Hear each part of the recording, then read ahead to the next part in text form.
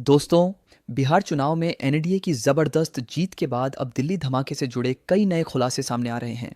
लेकिन उससे पहले आपको बता दें कि आज देर रात जम्मू कश्मीर के श्रीनगर में नौगाम पुलिस स्टेशन के अंदर एक बड़ा धमाका हुआ, जिसमें बेहद दुखद तरीके से 9 लोगों की मौत हो गई, जबकि 32 से ज्यादा लोग घायल बताए जा रहे हैं।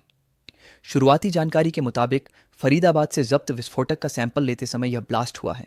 हालांकि डीजीपी नलीन प्रभात ने साफ किया कि यह कोई आतंकी हमला नहीं बल्कि एक हादसा है जो सैंपलिंग के दौरान हुआ।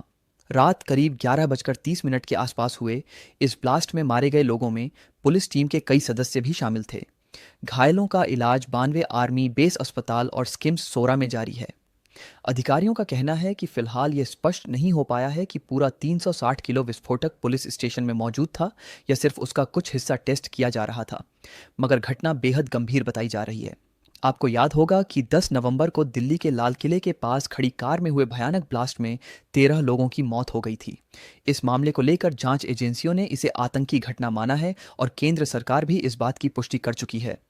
इसी ब्लास्ट के तुरंत बाद बिहार में दूसरे चरण का मतदान हुआ और अब नतीजे सामने आ चुके हैं, जिसमें एनडीए ने 202 सीटों के साथ शानदार सफलता हासिल कर रिकॉर्ड बना दिया। एनडीए की इस जीत के बाद दिल्ली में भी जश्न मनाया गया और पीएम मोदी ने अपने संबोधन में कांग्रेस पर तीखा हमला किया। उन्होंने कहा कि कांग्रेस अब मुस्लिम लीगी, माओवादी मानसिकता वाली पार्टी बन चुकी है। पीएम मोदी ने यह भी कहा कि छठ पर्व को ड्रामा बताने वाले बिहार की अस्मिता की रक्षा कैसे करेंगे। बीजेपी मुख्यालय में गमछा लहराते हुए उन्होंने कहा कि इस बार बिहार ने गर्दा उड़ा दिया। उधर किसानों के लिए भी बड़ी घोषणा की गई है।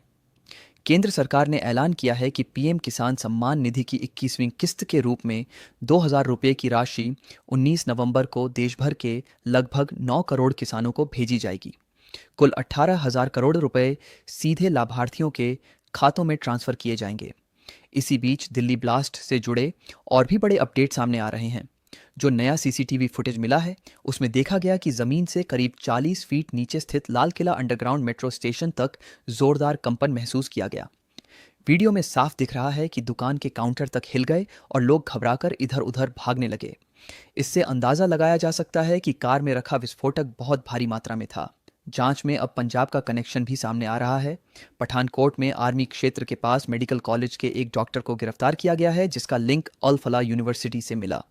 वहीं लेडी डॉन डॉक्टर शाहीन, जिसे आतंकी जगत में मैडम सर्जन कोड नेम से बुलाया जाता था, देश छोड़ने की तैयारी कर रही थी। उसने ब्लास्ट से 7 दिन पहले अल फलाह यूनिवर्सिटी में पासपोर्ट वेरिफिकेशन कराया था। डॉक्टर शाहीन फरीदाबाद के अल फलाह यूनिवर्सिटी स्थित फ्लैट में रहती थी और वहीं उसकी पासपोर्ट फोटो भी ली गई थी। डॉक्टर मुजम्मिल शाकिल की डायरी से ऑपरेशन हमदर्द का खुलासा हुआ है। अल फलाह यूनिवर्सिटी की मस्जिद के इमाम की पत्नी ने बताया कि मुजम्मिल ने दोस्त का सामान रखने के बहाने कमरा लिया था और उमर रोज मस्जिद आता जाता था। ब्लास्ट से कुछ देर पहले आतंकी डॉक्टर ने नमाज पढ़ी, कार की बैटरी से डेटोनेटर कनेक्ट किया और फिर 3 घंटे बाद लाल किले के पास धमाका किया। दिल्ली ब्लास्ट के बाद फरीदाबाद और गुरुग्राम में मस्जिदों की चेकिंग शुरू कर दी गई है। 15 डॉक्टर अभी भी गायब हैं, जिनका संबंध अल फलाह यूनिवर्सिटी से रहा है। जांच में पता चला कि धमाके में इस्तेमाल अमोनियम नाइट्रेट हरियाणा के नूह जिले से खरीदा गया था।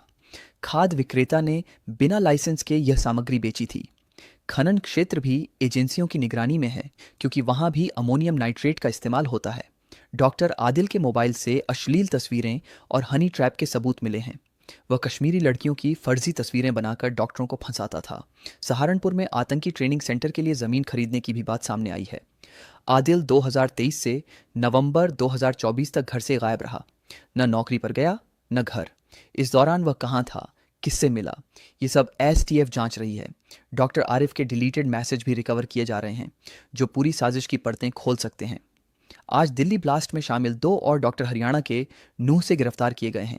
सुरक्षा एजेंसियों को हाई अलर्ट पर रखा गया है। कई राज्यों में पब्लिक प्लेस पर सुरक्षा बढ़ाई गई है। खाटू श्याम मंदिर में भी नए नियम लागू हुए हैं। बैग ले जाने पर रोक, हर सामान की जांच और आसपास नो व्हीकल जोन लागू किया गया है।